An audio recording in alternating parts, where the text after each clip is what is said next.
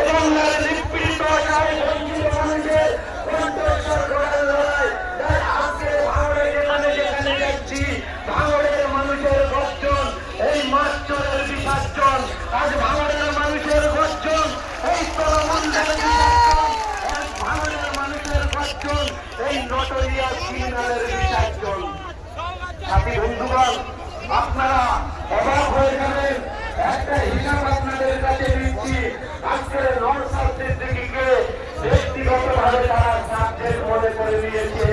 আজকে বিজেপির মতন দলকে তারা সাবজেক্ট হিসাবে মেনে নেননি, কিন্তু ভাঙড়ের এই চিপচিপে ছেলেটা, মাথায় টুপি মুখে দাঁড়ি ছেলেটা বাংলার মানুষকে এমন ভাবে সংগঠিত করছে, বাংলার মানুষকে এমন ভাবে জাগিয়ে তুলছে, সেই জাগিয়ে তোলা মানুষরা গর্জনে আজকে নবান্ন হেরে যাচ্ছে।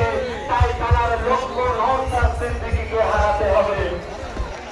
আজকে অবাক হয়ে যায়, একটা মুখ্যমন্ত্রী তিনি 12-13 দিনের প্রচারে তিনি 2-3টা প্রোগ্রাম করতে পারে, আর ভারতের সেকেন্ড হ্যান্ড কমান্ডোতে তিনিও 2-3টে প্রচার করতে পারে, হেলিকপ্টার নিয়ে করার পরেও। কিন্তু আজকে অবাক হয়ে যাচ্ছি, একটা মমতা বন্দ্যোপাধ্যায় তার একটা নির্বাচনকে সামনে রেখে 13 দিনের দিন 13-39টা প্রোগ্রাম করতে পারে।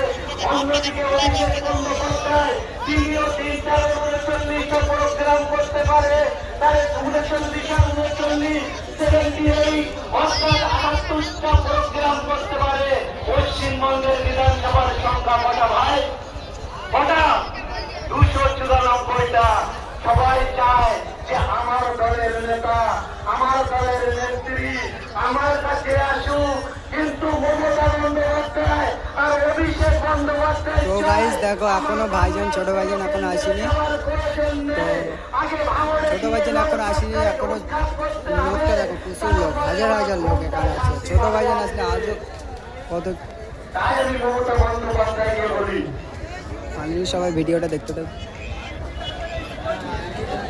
আচ্ছা, ভোট যিনি ঘোরাচ্ছেন তাকে উদ্দেশ্য করে বলছি, আপনি পারমিশন নিয়েছেন কি আমরা জানি না, নির্দিষ্টভাবে ড্রোন ওড়াবেন, সামনে বেশি ড্রোন ওড়াবেন না। আর যারা ফুল ছুটছেন, ড্রোনে যারা ফুল ছুটছেন সেটা ছুটবেন না। আচ্ছা, একটা কথা বলি, আপনাদের সম্মুখে এতগুলো মানুষ যখন পেয়েছি, মমতা বন্দ্যোপাধ্যায় আজকে ভাবলে অবাক হয়ে যাবে যে ভাঙড়ের তৃণমূল কংগ্রেস বলে না।